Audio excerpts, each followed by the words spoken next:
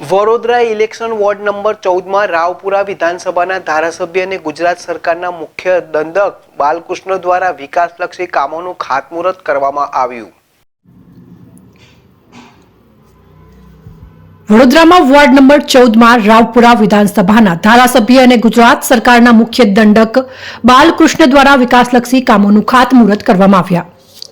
વડોદરાનો સૌથી જૂનો વિસ્તાર જે ઇલેક્શન વોર્ડ નંબર 14માં આવેલો છે તેમાં અલગ અલગ પ્રકારના લોક કલ્યાણ કામો હાથ ધરવામાં આવ્યા છે, જેમાં આજરોજ વડોદરા ઇલેક્શન વોર્ડ નંબર 14માં આવેલા જંબુબેટ કહાર મહોલ્લામાં વર્ષોથી ડ્રેનેજની સમસ્યા જોવા મળી હતી। તે સમસ્યાનું નિરાકરણ લાવવા માટે ડ્રેનેજે કામગીરી હાથ ધરવામાં આવી છે।